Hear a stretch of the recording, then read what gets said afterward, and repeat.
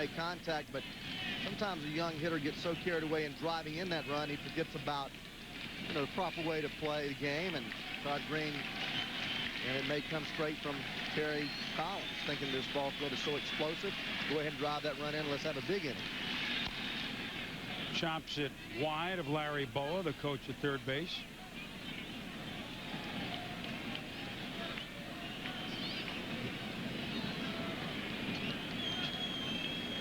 Now, Boa, the third base coach. Ray, take a look at first base coach jogging George Henry.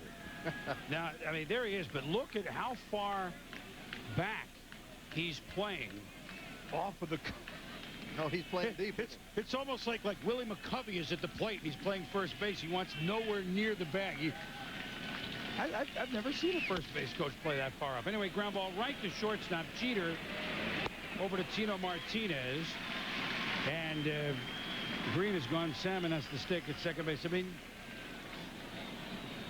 take a look. Now he's going all the way back to talk to the umpire, Terry Kraft. That might be why he's playing so deep. He just wants to chat out there. I don't know. But I don't think that I've seen a first base coach that deep with a right-handed hitter.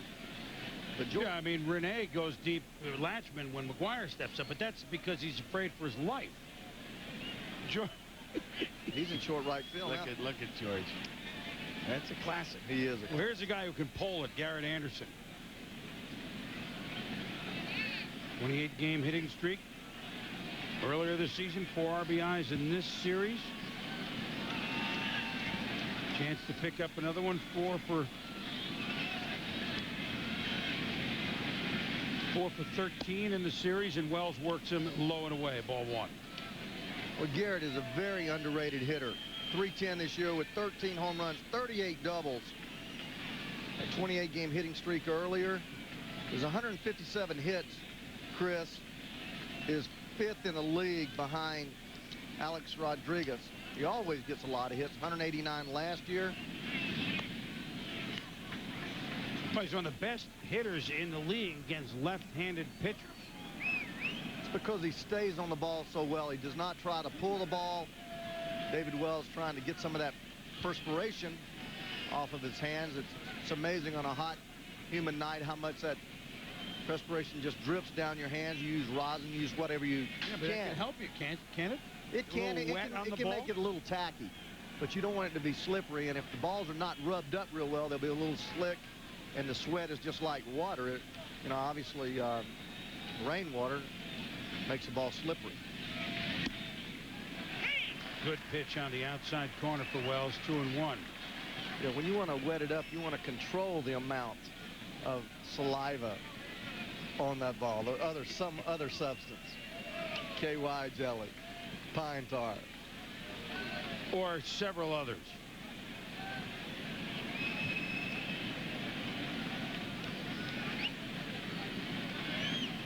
Two-one pitch on the way to Garrett Anderson. Anderson off speed. It fooled him a little bit. He'll pop it to Jeter, who calls for it and makes the play. There are 2 outs.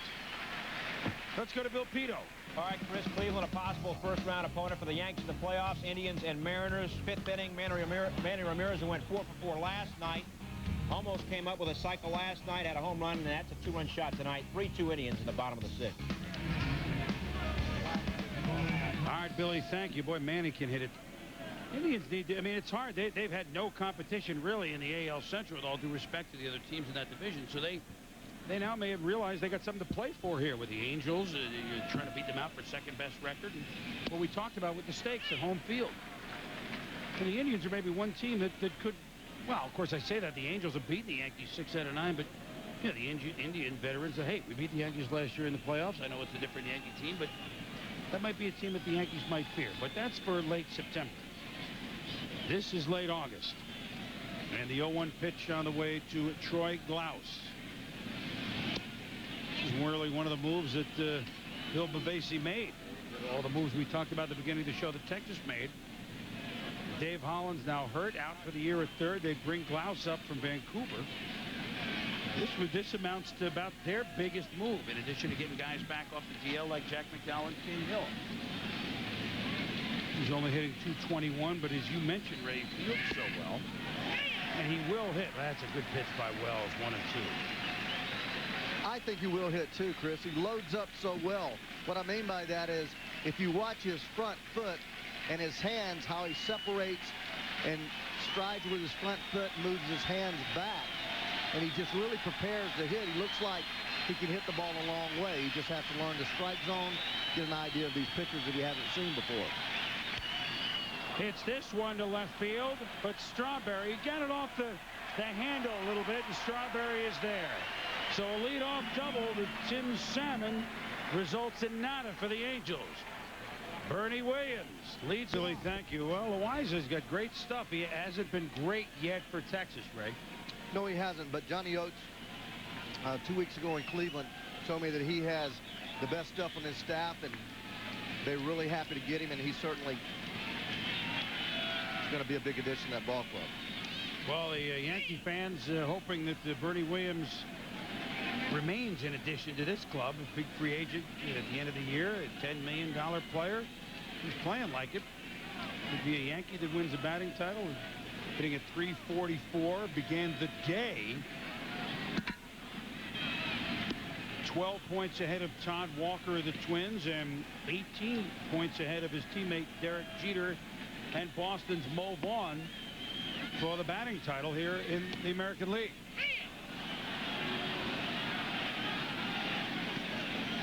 Behind 1 and 2, and there it is up to the moment. Bernie with an 8-point lead over Todd Walker as we speak. And you know what? People forget Mo Vaughn, I think he's just a huge power hitter. I mean, for him to even be in a batting race tells you there's another guy that the decision must be made on. There are a lot of attractive free agents out there. Mike Piazza, people that can drive the baseball, and Mo Vaughn, when he hits the ball as hard as anybody around.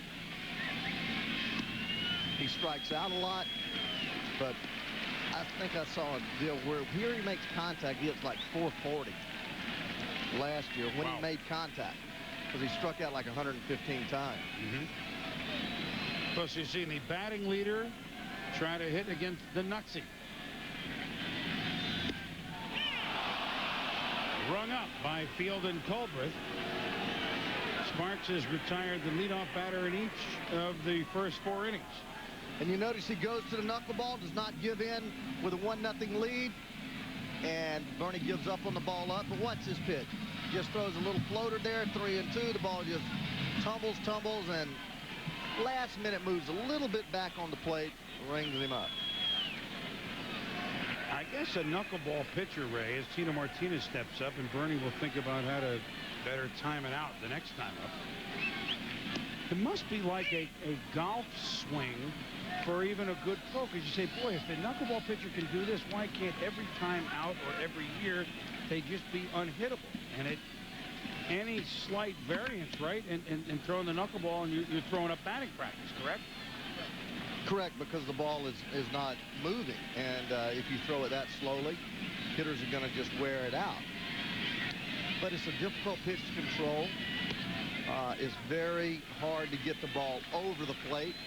Some knuckleballs move 2 or 3 different ways. I mean, it almost looks like they're sitting there vibrating when you look at it. Catchers don't like him very much. Look at the size of that glove. Yeah, let's take a look. Yeah, it is not. I talked to Marcel Laxman, the great pitching coach of the Angels, before the game. Nevin's glove, it's not the pizza glove. They used to wear the huge ones for maybe Hoyt Wilhelm and a couple of the others way back when. That's just a larger glove. It looks like a first baseman mitt to me as Al Clark rings, or not rings him up, but rings a strike up. To the chagrin of the fans here in New York. But this is a difficult assignment when you see the ball moving all over. Look how that ball just dropped. I mean, the bottom drops out of that. Johnny Bench once told me the only way to hit knuckleballs is think about curveballs going straight down. Oh. Tino tried to wait it out, but grounds out to Martin at second base. There are 2 up and 2 down, and hope everyone's enjoying our 1-hour early show of baseball tonight. And, of course, tomorrow evening at 10 o'clock Eastern Time, everything you want to know about the game, games in progress. If you haven't seen baseball tonight this year, where have you been? Updates on chasing history. The chase, Roger Maris's mark of 61, or maybe the Babe 60 in 154 games.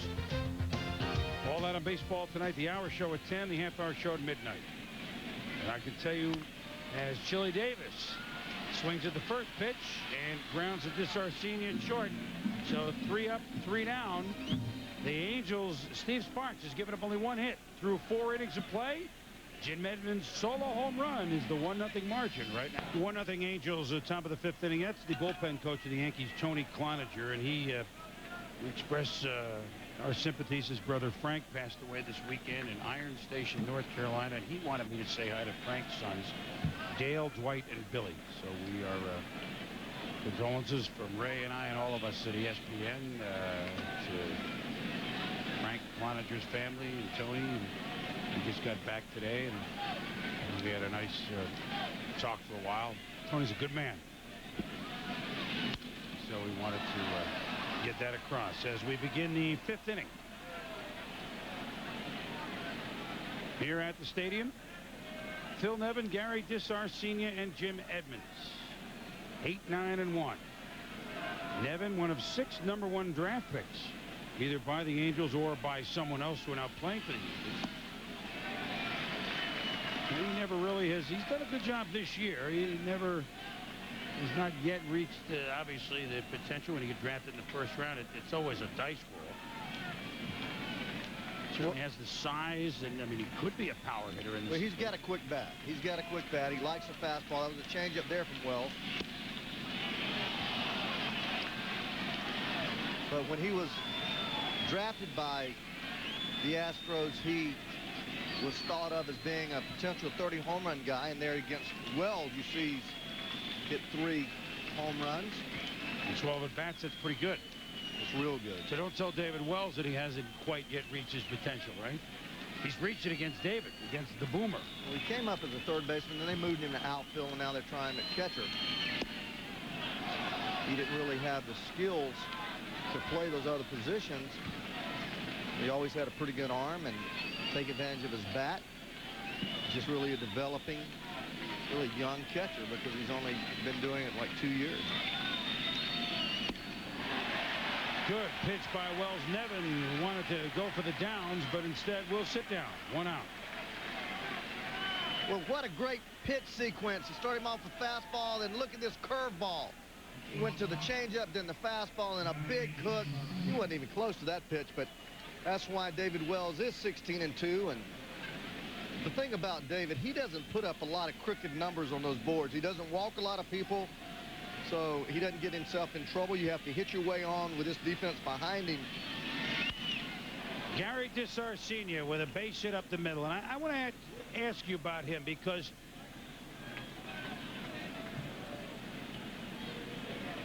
now here is Jim Edmonds coming up, and his last time up in the 3rd inning, a no-downer off David Wells. High fastball after a big high breaking ball. High fastball just rips it out there. 419 feet, they told us. So Edmonds, his first Yankee Stadium home run, is 1 for 2 on the night.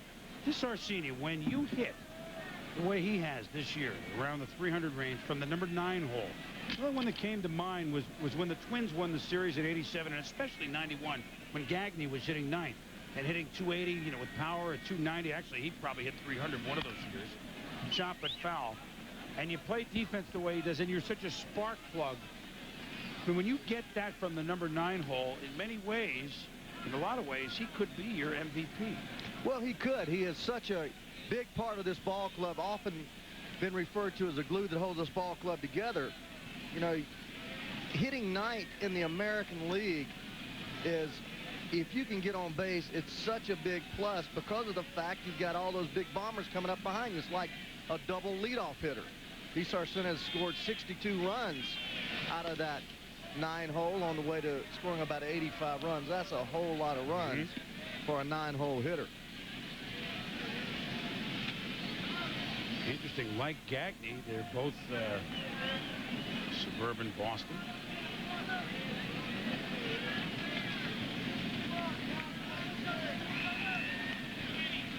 Well, trying to be careful with Edmonds. Works him away, low and away for a ball, 1-1. The Angels 13th in stolen bases. DeSarcina 10 out of 14. Jim Edmonds, as you look at him there, not only swinging the bat, but has stolen 19 bases. Yeah, Jimmy, one of the many. The Angels playing hurt this year. He's on this one, though. Ropes it to right. O'Neill up with it quickly, and the Angels have runners at first and second with one out.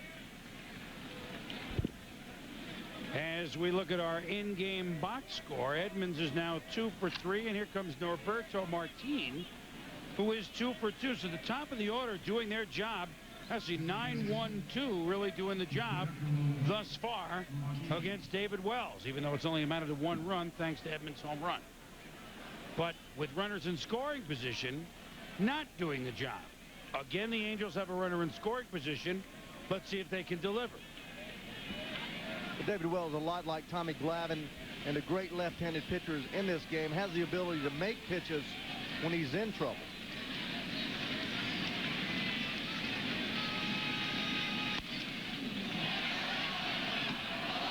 Off the facade. Well, not the facade. I mean, you think it's different at Yankee Stadium, but these are the overhang from the upper deck. So 0-1 to Norberto Martin. There we go. That's the facade. I shouldn't use the word facade so freely here at Yankee Stadium. That's the facade. And it really is beautiful. You know, they redid this ballpark. Yeah, that's just the wall. That's wall. just the overhang. My fault.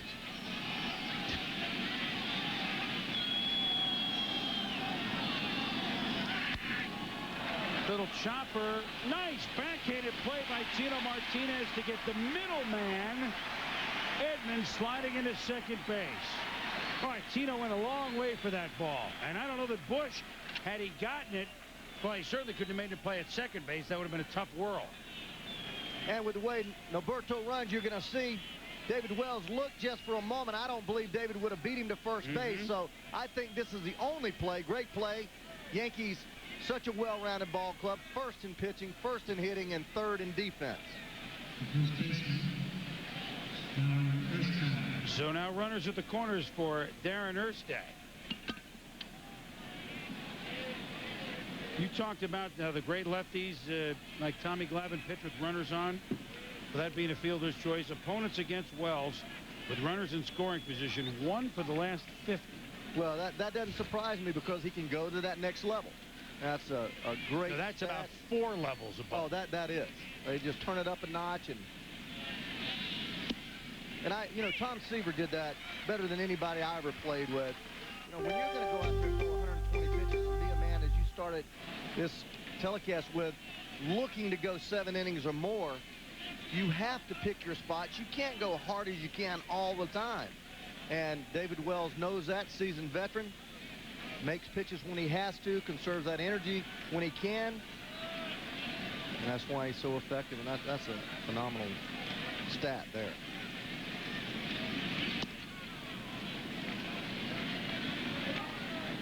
One to Darren Erstad, who was 0 for 2 tonight. He struck out and he's popped to short. Just a little liner to short. As you look at scores, the Padres up in Philadelphia again. Atlanta and Houston, an interesting series. Boy, the Astros have been hot. Took care of the Cubs. Won last night. Timmy Salmon on deck. Wells 1-1, going to try to pitch Erstad really tough here. But you don't want to have to face Salmon with the bases loaded. You also see last couple of days have been the Giants picking up ground in that wild card race and the Cubs and the Mets. Today the Mets beat the Giants. The Cubs also win. So now that distances San Francisco a little bit from the two teams really at the top of that NL wild card race.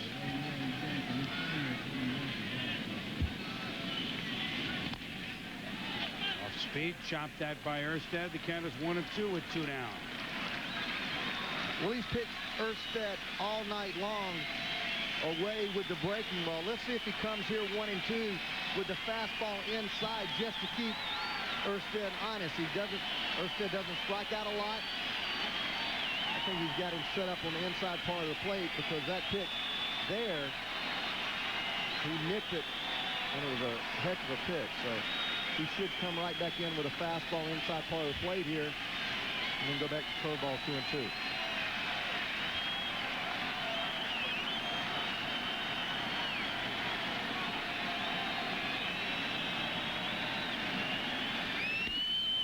Chopper, Bush to Martinez. 1 for 51 against Wells with runners in scoring position. Heading to the bottom of the 5th, 1-0 Anaheim. Gonzalez just missed that target by about 2 feet.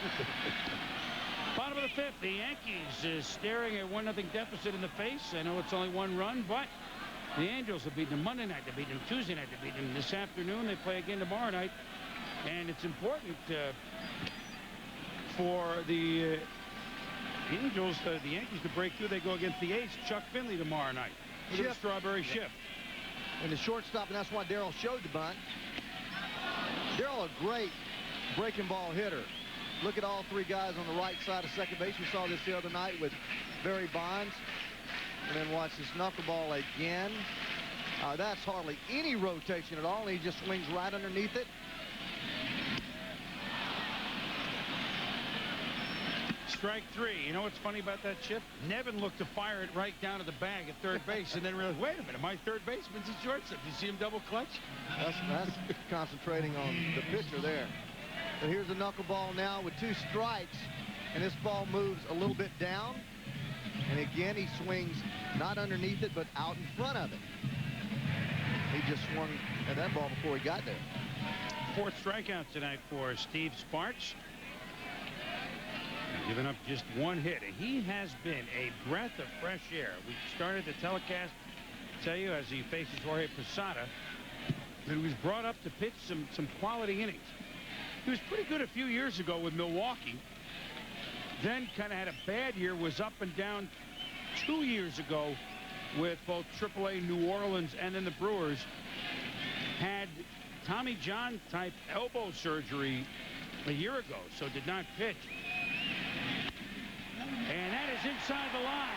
That will carry him off the wall. Pretty good bounce to Todd Green, but not enough for him to make a play. So Posada in with a double down the left field line, and the fans coming to life.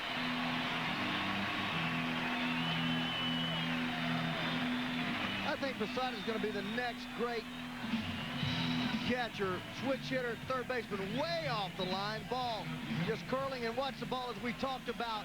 Carrying off there, the umpire Al Clark signaling safe, no fan interference. Play it.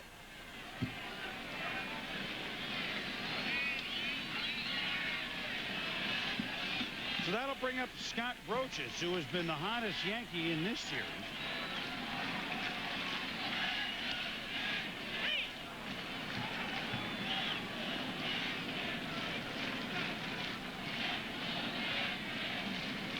Third baseman here, Glaus, needs to back on up with 1 out. He's going to pretty much try to drive this run in here, and he's playing even with the bag. And that's right where the ball will eat you up down there at third base. And that comes with experience, not playing very much third base, coming into the league as a shortstop. But you run on second base, you need to knock this ball down, even with 1 out. Brochus not going to bunt this knuckleball. But that's kind of no man's land when you're right there, even with the bag. Brochus with a base hit in his first at bat. Even though he had an 0 for this afternoon, he's 6 for 14 in the series, and there's a second base hit off Sparks. Posada being, well, he's held up now by Willie Randolph, and a nice effort by Garrett Anderson, and cut off by Erstad. He would have been, as it turned out, gone at the plate. And Randolph figuring, wow, there's just the 1 out. Let's see if we can get something going here. Watch Posada here. He does not break immediately. He gives a little bit of extra little pause there, and he doesn't run well anyway. Garrett Anderson on a perfect hot comes in, just hits the cutoff man perfectly. He would have been nailed. Watch the runner here. Comes off, pauses, then goes, but he doesn't run well, and with 1 out, the right thing. Now you have first and third. All you need is a fly ball to the outfield. That'll bring up Homer Bush playing second base to give non-block a breather. Bush 0 for 1 and a walk.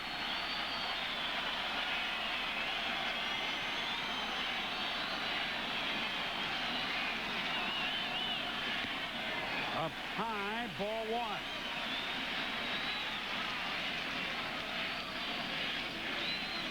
Last, we talked about David Wells as runners in scoring position.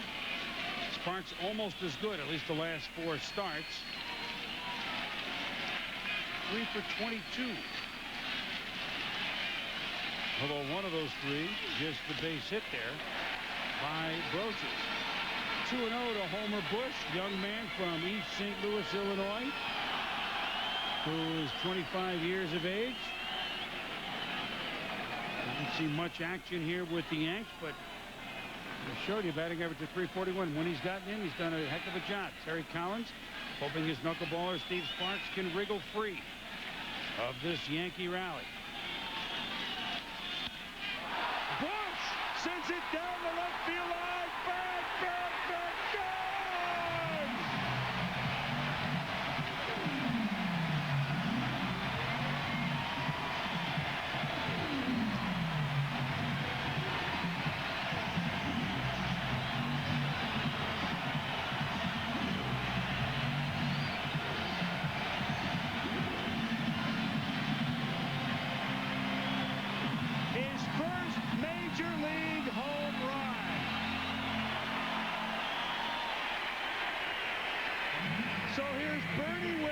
And Paul O'Neill and Tito Martinez, they can't get a hit.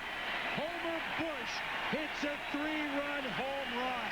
Well, you mentioned, Chris, earlier how these young players take the lead of these veteran players. Homer Bush working the count to 2-0, like the O'Neills and Martinez, and blast a high fastball, or it may have been a knuckleball. I just know it was high. He's too young to make a curtain call. Well, when they put up his first major league homer, I mean, the fans may not know that. Rip foul. Boy, we had Reggie Williams this afternoon hit his first major league home run for the Angels. And this evening, it's Homer Bush. You're telling him, go ahead. You don't want to do it. Look at this ball, right up around his letters, maybe even higher than that. Knew he got it, touched his hat. He's an excited young man. I remember when I hit my first one in 1978, Bob Ochinko in San Diego. Bob Ochinko, yes, lefty, sir. yes? Oh, man, was that a thrill. Wasn't he lefty? He sure was. Yep, I remember Bob Ochinko. There's a great smile. That's a great picture. Congratulations, Homer. Somebody named him, right? Homer Bush.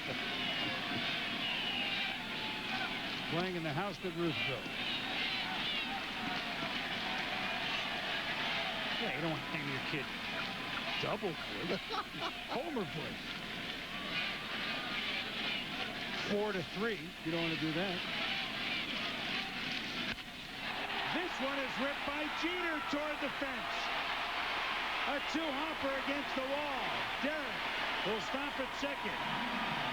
4 straight hits for the Yankees off Steve Sparks.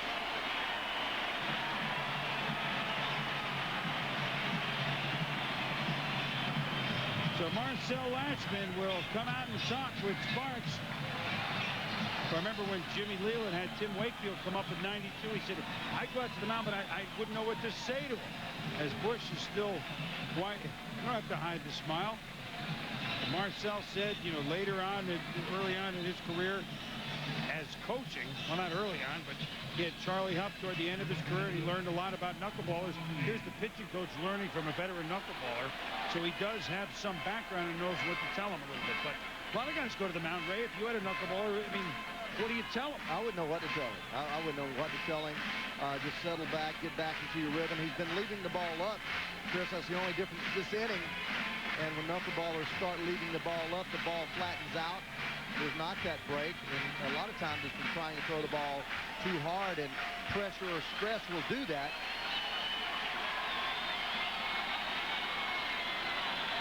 So the Yankees, 3 runs home. Jeter at second. Paul O'Neill up. Grounded to second. Giving the fielder's choice to end third inning.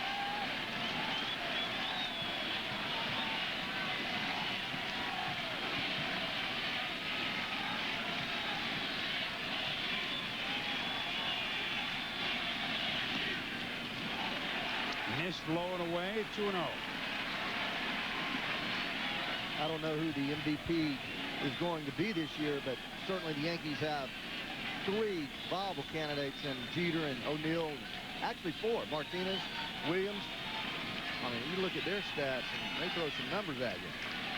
Nomar Garcia-Parra, maybe that's the talk right now for who. Of course, we have, what, 4.5 weeks to go. Of course, if the Yankees win 117 games and set a new record, Bernie Williams wins the batting title. I know in the true sense was the MVP. You know, they would have won, what, 108 without him, but that might be tough to deny. Well, batting title on a team that sets a record? I think when you have so many good players, it's tough to pick one of them and get your vote split. O'Neill swatted at that pitch, and Sparks has been keeping the ball a little bit lower. It's thanks to that, or after the talk by Marcel Ashton. There's Bernie.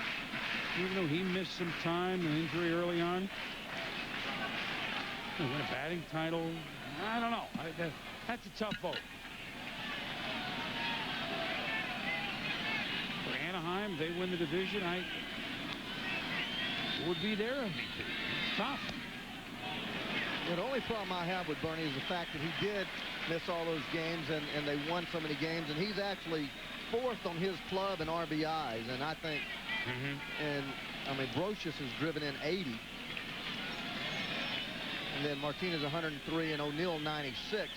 On the other hand, leading the league in runs scored, you have Jeter with 103 runs scored, so that's a lot of production. Opposite way goes O'Neill. Here comes Jeter being waved to him. It takes a crazy carom. Throwing to second base. Safe. 4-1 Yankees. Their 4th extra base hit for the inning. Their 5th hit in a row.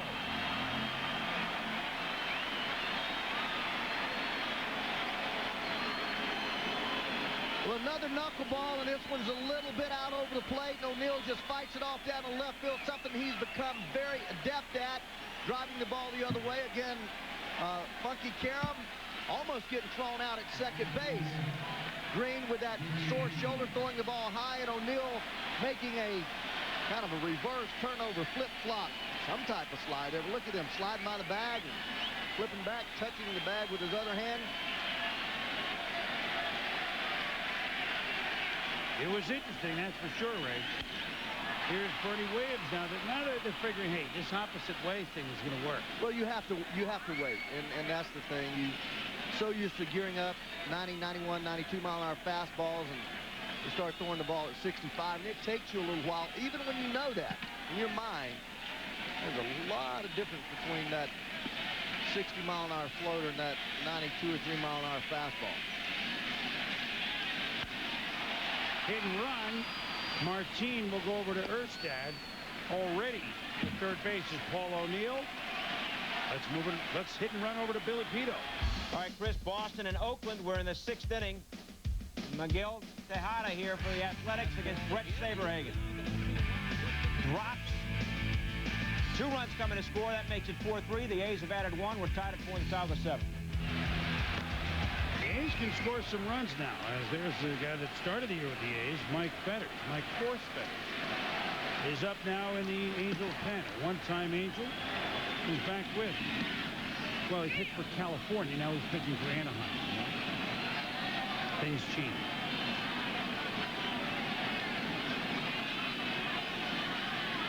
So 4 runs home. Potential 5th run in the person of O'Neill is standing at third base. If Tito Martinez can time one out. And he goes opposite way, but that'll find the seats.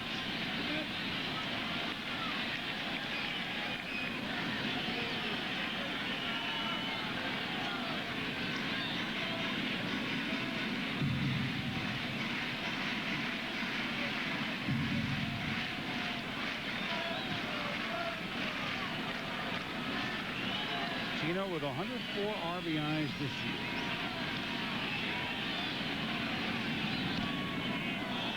Scoots away from Nevin. Here comes the runner to the plate. Sparks cannot apply the tag.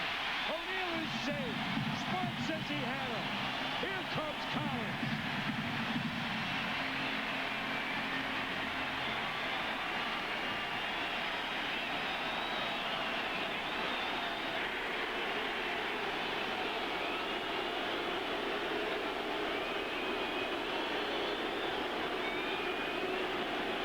will say, look, the glove was right here. How could he possibly have missed his foot?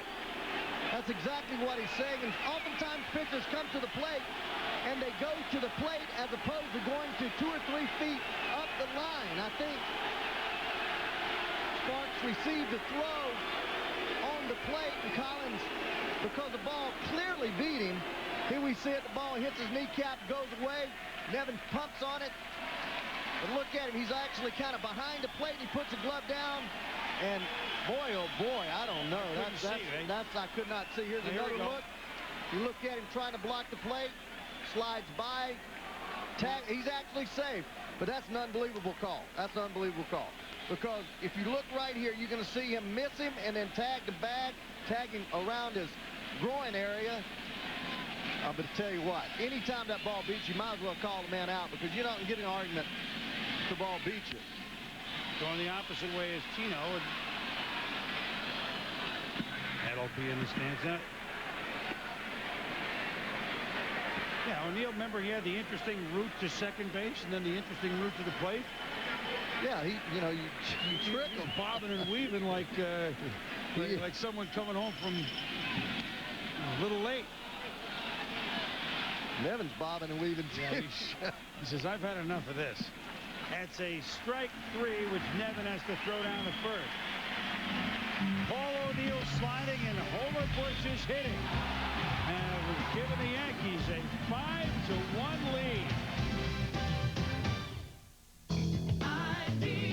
Here's my idea. Best Buy should quit ruining my career. These mascots are going to Best Buy. Watch this play here. Sparks covering the plate, almost behind the plate as O'Neill tries to avoid him. And watch his glove go between his leg and as his hand touches the plate. Very tough call. Umpire right on top of it.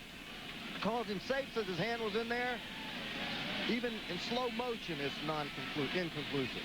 Well, Field and Colbert felt that he had a good view of it, and he was very definitive. I said, no, you didn't get him, and I can't disagree with him. Although Terry Collins disagreed, to no avail. 5-1 for the Yankees. Seeing the Angels are the team with the big innings in this first 3 games of this 5-game series. The Yankees hang a 5 spot. So now Anaheim starts off with Tim Salmon. And Salmon with a fly ball, a little off the end of the bat. Jeter out. Oh, man! Derek Jeter. Willie Mays-esque from short. Well, you're talking about serious thunder coming at you here in Bernie Williams. This is a great, great play. That's as good a play as you're going to see. Derek just snatches it away, said, hey, I got this one, partner. Wow. We saw him make a catch like that. I still remember it, and he and I always talked about it. About the 3rd week of his career a couple of years ago in their 96 against Cleveland, he went even farther out. And he made a catch, and it was... I know Joe Torre remembers it. It was the night that everybody realized the Yankees have a shortstop here. Well, that play right there, I think, is the toughest play for a shortstop to make. You make all those ground ball plays, but when you're going into serious traffic with outfielders, that's no man's land out there. And Nomar does it pretty well, but Omar Vizquel, I think, is the best at just turning his back and going. Sometimes he gets in the way of outfielders, but as you said, Derek Jeter showing you why he's one of the supreme young shortstops. What a great play by Derek Jeter.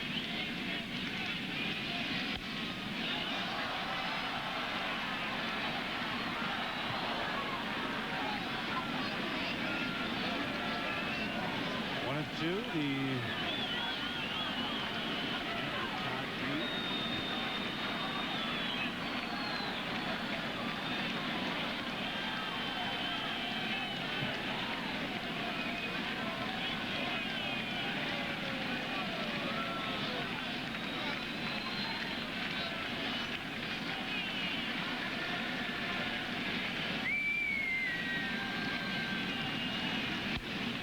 shot, and that's wide. Now, how will David Wells change what he's doing, although he was only a 1-0 game, with a 4-run lead? Well, I think he's one of those guys that pitches the same way all the time. He'll probably throw more first ball, fastball strikes as opposed to trying to throw the breaking ball sometimes over for a strike. But once you get in that game groove and you're as caliber a high caliber pitcher as he is, he's just going to come right at people and again try to make a beat him with the bat. Ripped, but Brocious is there. Across to Tito Martinez. 2 up, 2 down for Wells. Here's Billy Pito, the judge. Juan Gonzalez, 2 RBIs in the first, and another one, base hit, scores Rusty Greer. Gonzalez now 132 RBIs this season. Texas put it on Detroit 6-1. They're 4 games behind the Angels when play begins. Well, you can get them in bunches, that's for sure. Although I don't know that anyone can get them in bunches enough to get to 190. Hack Wilson, or 184, which is the American League record, Lou Gehrig. That was even, you know, in this year that we may see the home run mark bested. I know he was on pace ahead of Hack Wilson. I didn't think so. No, well, I don't know if it's possible. I don't know that it is either, because you're not in control of that entirely, because people have to get on base for you. At least in a home run hitting deal, that's all your own. That's, you know, on your own head. You know. But the Rangers, they had so many people getting on base. Goodwin was getting on base 2 or 3 times every day, and he was driving them in. And, you know, those guys are going to hit a lull as the season goes on, and that's a torrid pace and something I agree with you. I don't know if it's going to ever be broken. Garrett Anderson, little looper to Homer Bush. And a big inning, that's exactly what you want your veteran pitcher to do. We get you 5 runs, retire them in a hurry. A 1-2-3 inning. And a great play by Derek. 5-1, the Yankees lead, bottom of the 6th inning. And what a play Derek Jeter made on the looper by Tim Salmon. And a classic smile. Boy, that's just, I'm going to get it. And even though my center field is a pretty big guy with the long strides who can be upon me in a hurry, I'm going after the ball. There's one thing that people are not really able to rate talking about scouts, and that's makeup. When you look at this ball club, you go around their infield, their outfield, their pitching staff,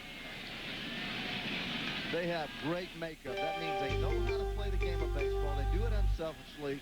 And they come out and do it every day as hard as they can. Derek Jeter is showing you an example of that. Chili Davis, I just noticed this also. We're all talking about it. Now, Chili, switch hitter, 0 for 2 from the left side, is trying from the right side against the knuckleballer Steve Sparks, which I've seen from time to time from some switch hitters against even pitchers who are not knuckleballers. Why not try it, right? Well, I don't see any reason not to try it. You just get to the side that you're most comfortable with, because the ball is going to go down, away. I mean, there's no way to tell what it's really going to do. It doesn't discriminate against righty or lefty. It's not like trying to hit a slider. And that's the primary reason people switch hit, is you get the breaking ball coming to you as opposed to going away from you. But here, nobody, including the catcher Phil Nevin, knows where it's going to go. No, he certainly doesn't tonight. Fastball right through there. Yeah, well, there was one on the outside corner. So that goes to show you in a ball game that now down 5-1, he throws a fastball 3-1. In an earlier situation, 3-2 count, he threw the knuckleball. Here's another knuckleball.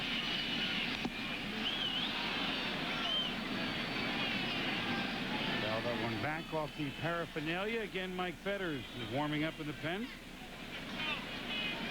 Veteran right-hander. Angels making a move with division rival. Oakland. Fetters, A's, Milwaukee, back to the Angels. 3-2 pitch to Chile. Ball 4. After we're done here, we'll move on out to Chavez Ravine for the Dodgers and the Expos. Vladimir Guerrero. If you haven't had a chance to see him, he is one of the fine young talents in this game. Gary Sheffield and company for the Dodgers. That's our next game. Channel Park going for L.A. Carl Pavano from Southington, Connecticut. One of the pitchers that went to Montreal from Boston, the Pedro Martinez. He'll go for Montreal. And he has good stuff. where he throws hard. His fastball moves all over the place. Great pitcher's body. A lot of people talking about it. Strawberry swings through that one. Darrell 0 for 2 tonight.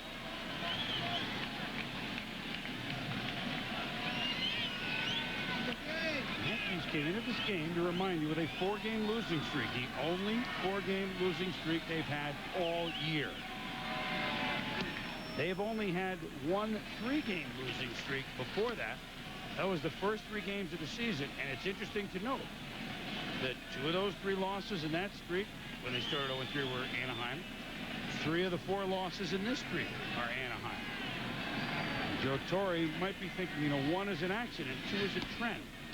Maybe these Angels just for some reason can get on it. Well, I mean, the thing that it does for the Angels, which no other team in baseball can say, is that they can play with the Yankees. They match up well against the Yankees, whether it's their pitching or whatever. They've been able to do it over 10 games.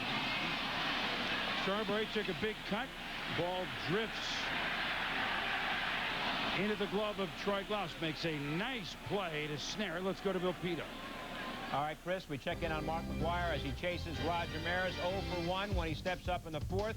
Kurt Ojala on the mound, ring him up and sit him down. Call strike 3. Ojala 1 hitter right now through 5. McGwire is 0 for 2. Well, we will keep you posted. Every time he comes up, everything stops. I got to tell you, as Jorge Posada is up, the scene at Pittsburgh, which is not unlike other places. Here's the fans on their feet hoping their pitcher strikes out Mark McGwire because you root for the home team. But then McGwire hits a homer and you're still cheering. It's like a golf tournament where you're rooting for everybody to hit good shots. You know, and you rarely see anything like that.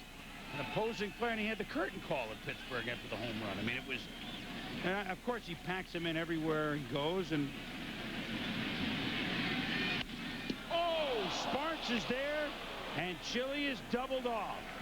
He can field his position as Posada hit a bullet back, but it turns into a double play. 5-1 Yanks. Yankees here in the top of the 7th. All 5 runs coming in the 5th inning. The big blow, a 3-run homer by Homer Bush off Steve Sparks, but Sparks, he was sharp there, and that hit by Posada. Chili Davis had no chance. And a double play. New left fielder now for the New York Yankees, Chad Curtis. Better defensive player has gone in there for Darryl Strawberry in left, so Chad is limbering up. As David Wells now starts the 7th inning against the bottom of the Angels order, Glaus, Nevin, and DiSarcina. And we should point out, Ray, that, I mean, we were watching a guy who he's never won 17 games in one season in his career. 95, when he was both Cincinnati and Detroit combined, he won 16. He won 15 a few years back with Toronto. Of those 82 pitches, what about the breakdown? Well, normally you would like to have 2-to-1 strikes to balls. But this man has thrown 63 strikes, 19 balls. Now there's a strike. It was a base hit by Glaus, but that's 10 straight. Well, before that, 9 straight batters. Wells had started off with a strike. This time, the Angels figured, hey, if you're going to come over the plate, let's hack at it, right? Right. You look at that, 19 balls, 63 strikes. That's really almost unheard of. 64 strikes, 83 total. We talked about his staff, their starting pitchers not going deep. Wells shouldered with the task of coming out here tonight and going deep in the ball game, and already into the 7th inning, just 83 pitches. And that's what he means to the staff. And I really think that he has a heck of a shot to win the Cy Young. With perfect game behind him already, chance to win 20, get his earned run average under 3. That's another tight vote. David Cohn's going to win 20 games here, probably ahead of him. David is 18. Boomer Wells going to win 20 games, probably. Not like Roger Clemens has exactly stunk out the joint. A reminder, with his 18 strikeouts last night, there's a fellow named Pedro Martinez who's trying to become the first guy to win Cy Young Awards back-to-back years in opposite leagues. That's tight. It is. This has been a marvelous season for baseball. I don't know that I have enjoyed a season I know I haven't enjoyed the last two. Managing, but well, you enjoyed the end of last season when we get to work in September and October. But we got that to look forward to. Yeah, a majority of the divisional playoffs seen here on ESPN. A couple of games that first Tuesday, a couple of games that first Wednesday. That's always a lot of fun. This copyrighted telecast is presented by the authority, the Office of the Commissioner of Baseball. It may not be reproduced or retransmitted in any form. The accounts and descriptions of this game may not be disseminated. There's that word again, without express written consent. And dare I say, the Office of the Commissioner of Baseball means business. That's frightening. 2-1 count to Phil Nevin. The Angels trying to scrap their way back into this thing. Little flare that's right to Homer Bush at second base, and there's one out. What a night for him. He'll never forget the night he first major league home run. Homer Bush. Knobloch was in the lineups originally handed out for game 2, so it was a late switch by Joe Torre, and Knobloch wants to play about every game. Boy, Joe felt something, and he felt the right thing, that's for sure. Well, Homer only 43 at-bats in 28 games, so he usually goes in to spell Knobloch, hitting at a 349 clip coming into the day. But yeah, Chuck Knobloch is another one of those players that really, I think, solidified this team after the great year in '96. Struggling last year, they made that acquisition in the wintertime. Just another great player, knowing how to play the game and really how to sacrifice himself for the betterment of the ball club. Now here's one of those players that just knows how to play the game. Master zone. We talk about Knobloch, but we're looking at this our senior at the plate, hitting an even 300.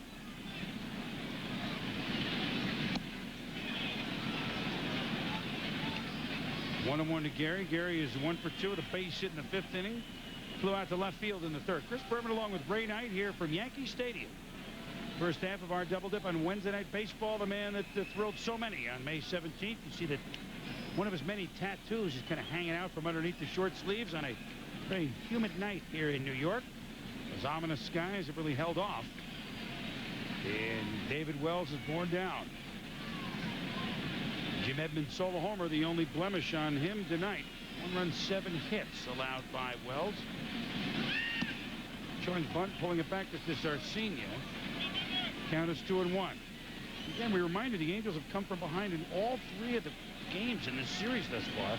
They have never won 4 games in a single series at Yankee Stadium. Now, admittedly, there aren't very many 4-game series anymore, but back once upon a time when doubleheaders were at least common on a Sunday. Lost neither the Los Angeles nor the California nor the Anaheim Angels have won 4 games in each series. And they play again tomorrow night. Chuck Finley going against David Cohn. Talking about a couple of aces. You'll see him tomorrow night. Terry Collins done a marvelous job, Ray, keeping the club together, and he's a fiery little guy, and I think the team in a different way reflects that fiery attitude. Would you agree? I agree with you totally. I really liked him in Houston, and they had some problems there with his demeanor. You get the right group around you. Jeter with a nice flip to Bush. They try to make the turn. That's not going to happen, but a nice front end of that attempted double play. You get the right group around you, as he has done here. They've done a marvelous job with developing their young players. Edmonds, Erstad, and Terry is. I mean, he knows the game inside out, a disciple of, as we look at the Angels' record. Well, June was the month where they really got themselves going in the race. And in July, they slid back with all the injuries, but since August the 1st, we showed you at the beginning of the telecast, 16-9, including these wins over the Yankees. But you see these managers coming almost like a factory. La Russa first, and then Leland, third base coach for La Russa, then Collins, the bullpen coach for Leland. And you get an idea that you're around good baseball minds, you know how to run a game and handle people. First pitch, strikes by David Wells, 21 of the 28 batters. I mean, that's a veteran that knows. That's a veteran on his way to a 20-win season. Well, you make that first pitch for a strike, you can go a lot of different ways. And that's what young pitchers fail to do. They get behind hitters, then they have to go in there. Hitters become more aggressive to areas. You make a pitch, a decent pitch to an area, and a hitter is aggressive and all over. You get ahead of people like David Wells does, then you can go to the changeup, the curveball, upstairs, downstairs, then you create havoc for a hitter. Since the All-Star break, only Roger Clemens in the American League has a better ERA than David Wells. Wells coming into the game with a 2.35 ERA since that time. Jim Edmonds is the man that solved him tonight with a home run and a single in his last at bat. Wells ahead on the count 0-2.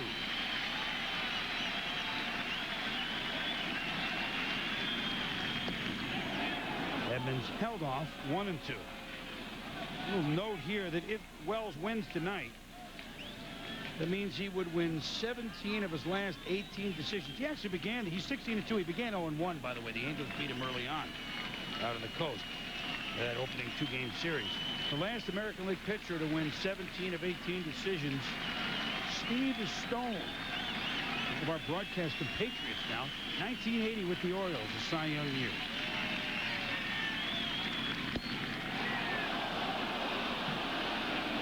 Wells gets a lot of run support, but fans wanted it. Well, the fans can't see this angle. The ball's a little up, a little out. Edmonds' great eye. That's why he's leading off. Fans here want everything, you know. That wasn't that close. No, that wasn't even close. But from that upper deck, it looks like it was close. Yeah, how can you miss that?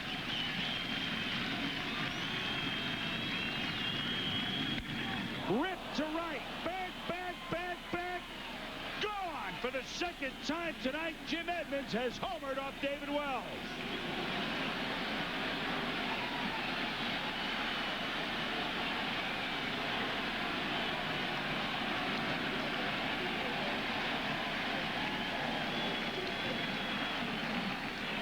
That was real patient hitting on the 0-2.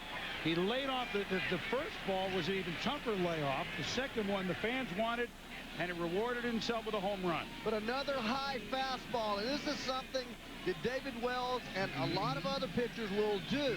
There's a little bit of macho in him. Edmonds hit a high fastball before. Wells didn't believe it. He comes back with another high fastball. Maybe he'll believe that Edmonds can hit a high fastball now. So Jimmy 3 for 4 with all 3 RBIs tonight for the Angels.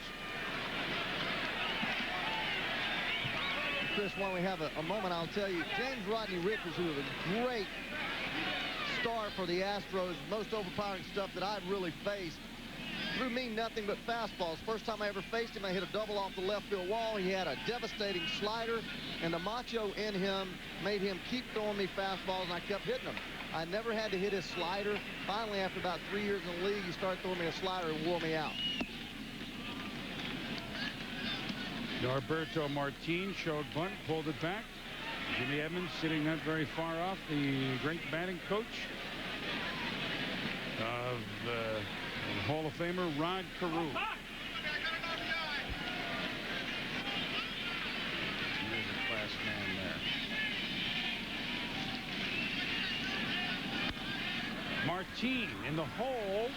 He runs well. Jeter's got to get him. Barely got him. Martin thought he beat it, but good call at first base by Terry Kraft. Long throw by Jeter, but Edmonds has made this a 2-run game. Sparks, Homer Bush of all folks. A 3-run homer, his first major league home run. Then Paul O'Neill, who had a circuitous slide into second for a double, beat Sparks' tag at the plate to cap off the 5-run inning. Jim Edmonds, just in the top of the 7th inning, touched David Wells for his second home run of the night, much of the chagrin of the Boomer. And our Kelly Springfield key plays of the game. Edmonds' 8th 2-home run game of his career. 7th inning stretch time here at Yankee Stadium. The bottom of the order, Scott Brocious, and then Bush and Jeter will come in against Mike Horsfetters. So Sparks is gone after 6 innings, and Fetters will now take over. stats with Oakland and now with Anaheim. He's a veteran, Ray, that knows what he's doing out there. Yeah, he does. Sinker, slider, and has always been a guy that has been more of a middle guy, not overpowering stuff, but around the plate.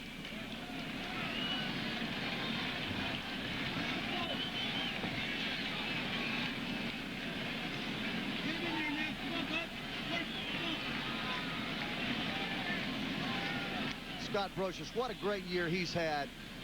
We mentioned the 80 RBI, hitting over 300 most of the year, now down to 297, playing a stellar third base. He's going to end up producing about 190 runs, 80 RBI, 74 runs scored, 10 stolen bases. The Yankees have 6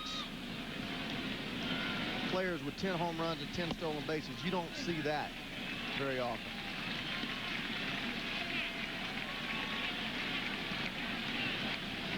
There's Homer Bush. As Chris said, his first home run tonight. Just seems like these Yankees just keep turning out solid young players. Now Brocious gets a base on balls, and here is the man of the evening, Homer Bush. And let's hear the fans give him his due.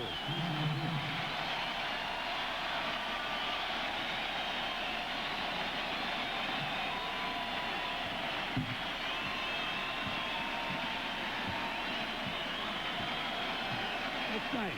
They get it. I mean, they understand that it's the moment of his career thus far.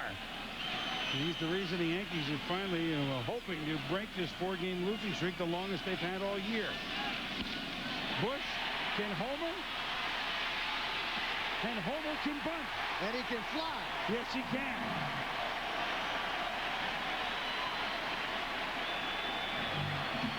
Homer homers, Homer bunts, Homer flies.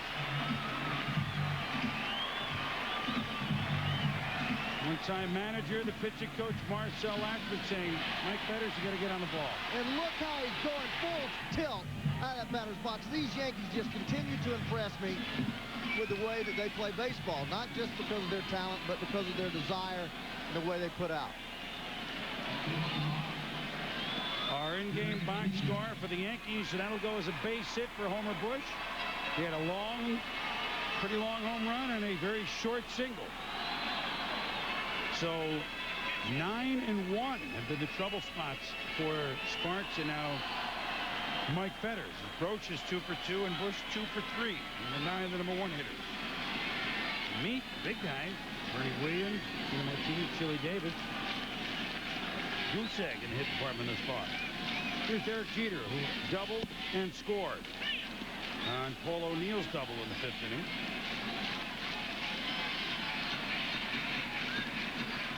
Derek is 1 for 3. And the 4th leading batter in the American League at .329. And made a tremendous catch on a flare by Tim Salmon over the shoulder in short center field. Captain, seen a knuckleball for 6 innings. Your eyes get big at this? No, they don't get big. Like I say, knuckleballer is comfortable as far as seeing the ball. It's just you keep swinging and coming up with nothing. Fetters has been in the league a while, and the more you see a guy, the more you're comfortable against him. This time Fetters makes the play to second base, and I slide by Bush just to make sure Sarcini didn't turn it around, although that was not going to be a tough play to double up Jeter. So the Yankees have runners at the corners, and again, a nice round of applause for Bush as he comes off the field. And again, you talk about doing your right thing in the makeup. He hits a home run, lays down a perfect bunt, then goes into second base like he means it.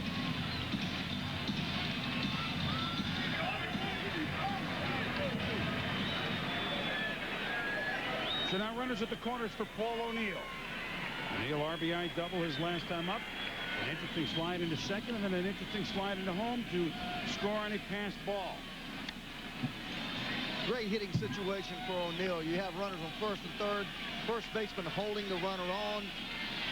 Third baseman has to protect in. my goodness gracious. The ball gets away from Disarcenia. And Brochus scores. Mike Fetters either had pine tar on his hands or whatever. Well, I'll tell you what happens in that play. You see it all the time. They always step and fake. They never have to do anything with the ball. All of a sudden, he steps and fakes in his mind. He's just doing it to show it. He's not thinking he's going to do anything with it, and he's shocked that the runner's not there. He fakes it. Now he looks. He's there. Man, he didn't know what to do. He looks back at third. He throws with his off foot, stepping downhill, throws the ball away, and Brochus scores.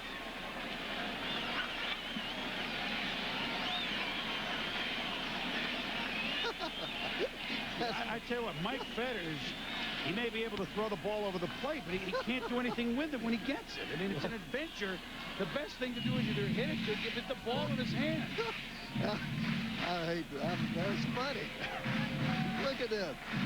He goes, now watch him step with his other foot and throw downhill with his other foot. Oh, man, that's funny. Now, official scoring, it's not an error for Fetters, which is hard to believe. They call it a double steal. So Brochus gets a steal at home. Now, I don't know that Scott Brochus is now approaching, Jackie Robinson and maybe being able to steal home plate, or Rod Carew for that matter, but on the back end of it, he may be. Oh, man, that's a steal at home.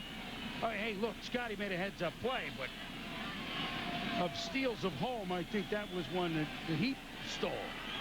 I can't believe it's not an error. I don't know why. Because the runner's in motion. I know he was, but you know and I know what happened. I know why.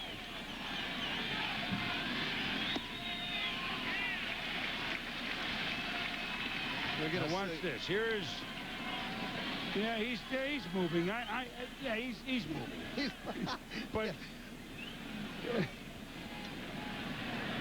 it wasn't Jackie Robinson or Ty Cobb, or those that stole home with a little more regularity.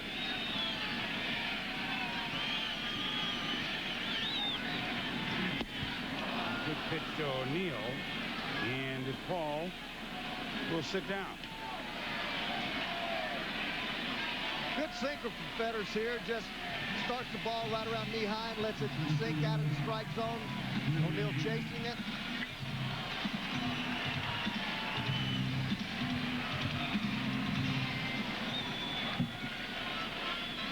Your batting leader in the American League,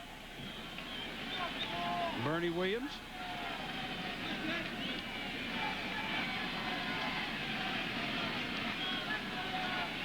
For in this game thus far. Now we'll try it against a non-knuckleballer.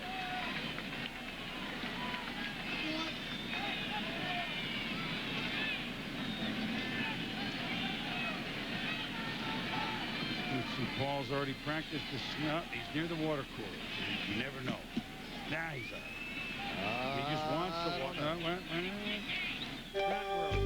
Getting it.